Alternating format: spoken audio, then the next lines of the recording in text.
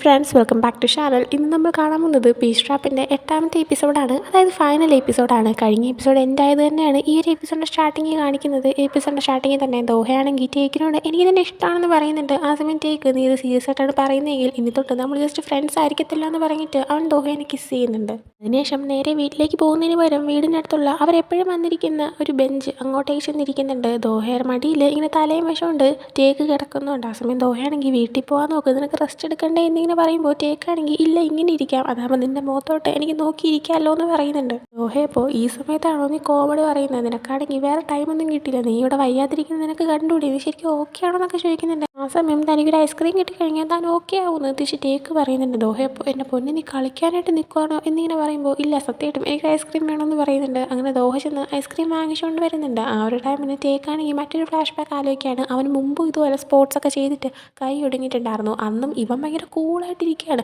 പക്ഷേ ഇവൻ പറയുന്നുണ്ട് തനിക്കിനി വലിയൊരു ലെവലിൽ സ്പോർട്സ് പ്ലെയർ ആവാൻ പറ്റിയെന്ന് വരത്തില്ലാന്ന്. ആ സമയം ഇത് കേട്ടിട്ട് ദോഹ കരയുന്നുണ്ട്. എന്തിനാ കരയുന്നതെന്ന് ദോഹയോട് ചോദിച്ചപ്പോഴത്തേക്കും അത് പിന്നെ നീ കരയാത്തോണ്ട് ഞാൻ കരഞ്ഞതാണ്, എനിക്ക് നല്ല സങ്കടം വന്നു എന്നൊക്കെ പറയുന്നുണ്ട്. അങ്ങനെ ടേക്കാണെങ്കിൽ ദോഹേനെ സമാധാനിപ്പിക്കുന്നുണ്ട്. ഇവ പ്രസന്റിലേക്ക് വരുമ്പോഴത്തേക്കും ആ ഐസ്ക്രീം വാങ്ങിച്ചുകൊണ്ട് വന്നിട്ട് ദോഹയാണെങ്കിൽ ടേക്കിൻ്റെ അത് കൊടുക്കുന്നതിന് മുന്നേ അവൻ്റെ അടുത്ത് ഇനി നിനക്ക് ഇങ്ങനെ സംഭവിക്കാതെ നീ തന്നെ ശ്രദ്ധിച്ചോണം, ഇനി ഇങ്ങനെ വല്ല സംഭവിച്ച് നോക്കിക്കോ, സത്യമായിട്ട് ഇങ്ങനെ നിനക്ക് വല്ലതും തരുമെന്ന് പറയുന്നുണ്ട്. ആ ടൈമിൽ ടേക്കാണെങ്കിൽ ആ ഓക്കെ ഓക്കെ എന്നൊക്കെ പറയുന്നുണ്ട്. അങ്ങനെ ദോഹ അവൻ ഐസ്ക്രീമൊക്കെ കൊടുക്കുന്നുണ്ട്. ഐസ്ക്രീമും വെച്ച് അവിടെ ഇരിക്കുന്ന ടൈമിന് ടേക്ക് പെട്ടെന്ന് ദോഹനെ കിസ് ചെയ്യാണ്. ദോഹ ഇപ്പോൾ നീ എന്തൊക്കെയാണ് കാണിക്കുന്നത് എന്ന് ചോദിക്കുമ്പോഴത്തേക്കും ടേക്കാണെങ്കിൽ അത് പിന്നെ എൻ്റെ സ്നേഹം പ്രകടിപ്പിച്ചതാ എന്നിങ്ങനെ പറയുന്നുണ്ട്. ആ ടൈമിൽ തന്നെ ടേക്ക് അവൻ്റെ മനസ്സിൽ പറയുന്നുണ്ട് ഞാൻ നിന്നെ എന്തുമാത്രം സ്നേഹിക്കുന്നു എന്ന് നീ മനസ്സിലാക്കിയിട്ടില്ല എന്ന്. ആ സമയമാണ് നമുക്ക് മനസ്സിലാവുന്നത് ടേക്കിന് ദോഹേനെ 10 വർഷമായിട്ട് ഇഷ്ടമാണ്. എന്നാൽ ദോഹ അത് മനസ്സിലാക്കിയിട്ടുണ്ടാകുന്നില്ല. ടേക്ക് അത് ദോഹയോട് പറയാനും പോകുന്നില്ല. എന്നാൽ ജസ്റ്റ് ദോഹയുടെ അടുത്ത് നീ വിചാരിക്കുന്നതിനേക്കാളും കൂടുതൽ ഞാൻ നിന്നെ സ്നേഹിക്കുന്നുണ്ട്, സ്നേഹിച്ചിട്ടുണ്ട് എന്നിങ്ങനെ ടേക്ക് പറയുന്നുണ്ട്. പിന്നീട് കാണിക്കുന്നത് ദോഹ ഇപ്പോൾ ടേക്കിൻ്റെ കൂടെ അവൻ്റെ വീട്ടിലാണുള്ളത്. ദോഹ അവിടെ തന്നെയാണ് ഫ്രഷ് ആവുന്നത്. അവൻ ഫ്രഷായിട്ട് പുറത്തേക്ക് വരുമ്പോഴത്തേക്ക്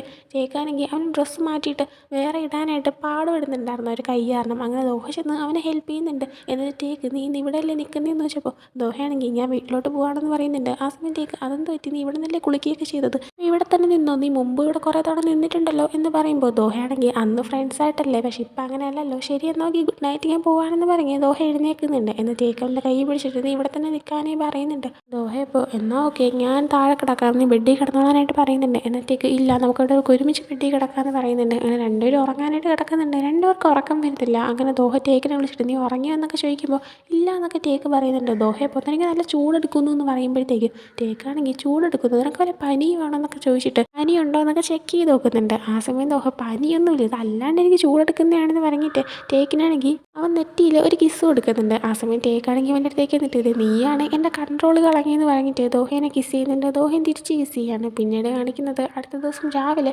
ദോഹയുടെ ആ ഒരു ഇൻ്റർവ്യൂ ജിയോൺ അറേഞ്ച് ചെയ്ത് കൊടുത്ത അതിൻ്റെ റിസൾട്ട് വരാനായിട്ടിരിക്കുകയാണ്. അപ്പോൾ അവനാണെങ്കിൽ വെബ്സൈറ്റിൽ കയറി റിസൾട്ട് നോക്കാൻ ഭയങ്കര പേടി, താനെങ്ങാനും ഫെയിലായോ എന്നൊക്കെ വിചാരിച്ചിട്ട്. ടേക്ക് ആ സമയം നീ ഇപ്പോഴും കുഞ്ഞിലത്തെ പോലെ തന്നെ റിസൾട്ടൊക്കെ കാണാൻ പേടിച്ചിരിക്കുകയാണല്ലോ, ശരി നമുക്ക് ഒരുമിച്ച് ഓപ്പൺ ചെയ്യാം എന്നിങ്ങനെ പറഞ്ഞിട്ട് ഒരുമിച്ച് ഓപ്പൺ ചെയ്ത് നോക്കുന്നുണ്ട്. നോക്കുമ്പോഴത്തേക്കും അവനാണെങ്കിൽ ഫെയിലായിട്ടുണ്ടായിരുന്നു. അവനൊരു ഇൻ്റർവ്യൂവിൽ പാസ്സാവാനായിട്ട് പറ്റിയില്ല.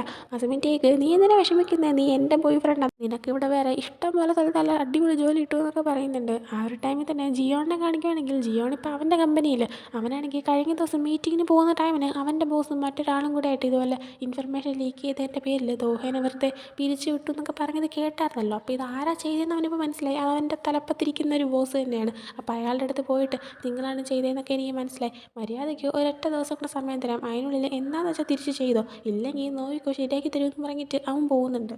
അങ്ങനെ ജിയോൺ ചെന്ന് മാറി നിൽക്കുന്ന ടൈമിന് ദോഹ അവനൊരു മെസ്സേജ് അയച്ചിട്ട് നമുക്ക് മീറ്റ് ചെയ്യാൻ പറ്റുമോ എന്നിങ്ങനെ ചോദിക്കുന്നുണ്ട്. അങ്ങനെ ഒരു പാർക്കിൽ വെച്ച് അവർ മീറ്റ് ചെയ്യുന്നുണ്ട്. ജിയോൺ എത്തുന്നതിന് മുന്നേ തന്നെ ദോഹ എത്തിയിട്ടുണ്ടായിരുന്നു. അങ്ങനെ ജിയോൺ അങ്ങോട്ടേക്ക് വരുമ്പോൾ നീ ഫസ്റ്റ് തന്നെ ഇങ്ങോട്ടേക്ക് മീറ്റ് ചെയ്യണമെന്ന് പറഞ്ഞ് വിളിക്കുന്നത് താനോട്ട് എക്സ്പെക്ട് ചെയ്തില്ല എന്നിങ്ങനെ ജിയോൺ പറയുന്നുണ്ട്. ദോഹ അപ്പോൾ എനിക്ക് നിങ്ങളടുത്തൊരു കാര്യം പറയണമെന്നുണ്ടായിരുന്നു, ആക്ച്വലി നിങ്ങൾ നല്ലൊരു വ്യക്തി തന്നെയാണ്, പക്ഷെ നമ്മുടെ ഒരേ ലെവലിൽ വന്നവരാണെന്ന് എനിക്ക് തോന്നുന്നില്ല എന്ന് പറയുന്നുണ്ട് ജിയോൺ. അപ്പോൾ അതിനിവിടെ പ്രസക്തി ഇല്ലെന്ന് പറയുമ്പോൾ ദോഹയാണെങ്കിൽ അത് ശരിയാണ്, പക്ഷേ എനിക്ക് മറ്റൊരാൾ ഇഷ്ടമാണെന്ന് പറയുന്നുണ്ട്. ജിയോൺ അപ്പോൾ നിനക്ക് വേറൊരാൾ ഇഷ്ടമാണോ, സീരിയസ് ആയിട്ടാണോ എന്ന് ചോദിക്കുമ്പോഴത്തേക്കും അതെ എനിക്ക് മറ്റൊരാൾ ഇഷ്ടമാണെന്ന് പറയുന്നുണ്ട്.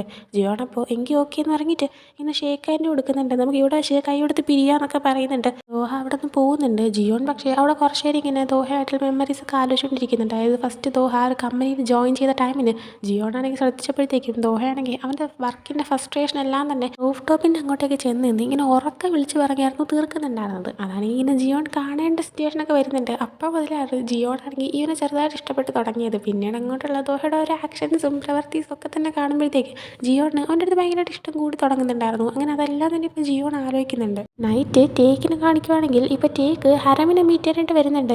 ടേക്കാണെങ്കിൽ ഒരു കാര്യം കണ്ടുപിടിച്ചിട്ടുണ്ടായിരുന്നു. അതായത് ദോഹയുടെ ആ ഒരു ഫോണ് അന്ന് ബീച്ചിൽ പോയപ്പോൾ ഒളിപ്പിച്ച് വെച്ചത് ഹരം തന്നെയാണ്. അത് മേ ബി ദോഹേനെ കുറച്ച് നേരം കൂടെ അവനോട് നിർത്താൻ വേണ്ടിയിട്ട് ചെയ്ത പരിപാടിയായിരിക്കും. എന്തായാലും ടേക്കാണെങ്കിൽ ഞാൻ നിന്നോട് നേരത്തെ പറഞ്ഞതാണ് അവനെ വെച്ച് കളിക്കരുതെന്ന്, എന്നിട്ട് നീ അത് ചെയ്തു. നിനക്ക് ആക്ച്വലി അവനെയാണ് ഇഷ്ടമെന്ന് എനിക്ക് തോന്നുന്നില്ല എന്ന് പറയുന്നുണ്ട്. ആ സമയം ഹരമാണെങ്കിൽ അതിന് നിനക്കെന്തറിയാമെന്ന് ഇങ്ങനെ ചോദിക്കുമ്പോഴത്തേക്കും ടേക്ക് ഇനി മേലെ അങ്ങനെ കാണിക്കരുത്, നമ്മൾ സ്നേഹിക്കുന്ന ഒരാളെ നമുക്കൊരിക്കലും ഹേർട്ട് ചെയ്യാൻ പറ്റത്തില്ല എന്ന് പറഞ്ഞിട്ട് അവൻ എഴുന്നേറ്റ് പോകുന്നുണ്ട്. ഹരം അവിടെ ഇരുന്ന് കരയുന്നുണ്ട്. ദോഹേനെ മീറ്റ് ചെയ്യാൻ വേണ്ടിയിട്ടാണ് ഇവനാണെങ്കിൽ ടേക്കിൻ്റെ ഒരു ട്രെയിനിങ് സെൻറ്ററിൽ തന്നെ ജോയിൻ ചെയ്തത്. പക്ഷേ ഇനിയിപ്പോൾ അതിൻ്റെ അത് ആവശ്യമില്ല, ഒന്നും നടക്കാനായിട്ട് പോകുന്നില്ല. അതുകൊണ്ട് തന്നെ അവൻ ആ ട്രെയിനിങ് സെൻറ്ററിലേക്ക് പോയിട്ട് അന്ന് നൈറ്റ് തന്നെ അവൻ്റെ സാധനങ്ങളെല്ലാം എടുത്തുകൊണ്ട് ഇറങ്ങുന്നുണ്ട്. ആ ടൈമിന് ലീനെ അവിടെ വെച്ച് കാണുന്നുണ്ട്. ലീവ് ഇങ്ങനെ പോകുന്നുണ്ട്. നീ അത് നിർത്തുവാണോ എന്ന് ചോദിക്കുമ്പോഴത്തേക്ക് ഞാൻ നിർത്തുവാണ്, ഞാൻ ഇത് സ്റ്റാർട്ട് ചെയ്യാൻ പോലും പാടില്ലായിരുന്നു എന്ന് പറയുന്നുണ്ട്. ആ സമയം ലീ ആണെങ്കിൽ തുടങ്ങി വെച്ചു എന്ന് പറഞ്ഞിട്ട് എപ്പോഴും മോശം എൻഡിങ് തന്നെ ആവണമെന്നൊന്നും ഇല്ലല്ലോ, നിനക്ക് വേണമെങ്കിൽ ഒന്നേന്ന് വീണ്ടും സ്റ്റാർട്ട് ചെയ്യാമല്ലോ എന്ന് പറയുന്നുണ്ട്. അപ്പോൾ പക്ഷേ ഞാനിവിടെ വരുന്നത് ടേക്കിന് ഇഷ്ടമല്ല എന്ന് പറയുമ്പോഴത്തേക്കും അതിനെങ്കിൽ നിന്നെ പഠിപ്പിക്കുന്ന കോച്ച് ഞാനല്ലേ, ടേക്കല്ലല്ലോ, നിന്നെ ഞാൻ എന്തായാലും കൈവിട്ട് കളയത്തില്ല എന്ന് ലീ പറയുന്നുണ്ട്. അതിനുശേഷം പിന്നീട് ഹരമാണെങ്കിൽ പോകുന്നതിന് മുമ്പായിട്ട് ദോഹേനെ മീറ്റ് ചെയ്യാനായിട്ട് അവൻ്റെ വീട്ടിലോട്ടൊന്ന് പോകുന്നുണ്ട്. ദോഹേനെ ഇങ്ങനെ കണ്ടിട്ട് നമുക്കൊന്ന് സംസാരിച്ചാലോ എന്നിങ്ങനെ ചോദിക്കുന്നുണ്ട്. അങ്ങനെ അവരും കുറച്ചൊന്ന് മാറിയിരിക്കുന്നുണ്ട്. അങ്ങനെ സംസാരിക്കുന്ന ടൈമിൽ ഹരമാണെങ്കിൽ ഇതുപോലെ നിൻ്റെ ഫോണൊന്ന് ഒളിപ്പിച്ച് വെച്ചത് ഞാനാണ്, സോറി അതെൻ്റെ മിസ്റ്റേക്ക് ആണെന്ന് ഇങ്ങനെ പറയുന്നുണ്ട്. ആ സമയം ദോഹ നീ എന്തെങ്കിലും സത്യം തുറന്ന് പറഞ്ഞല്ലോ, താങ്ക് യു എന്നൊക്കെ പറയുന്നുണ്ട്.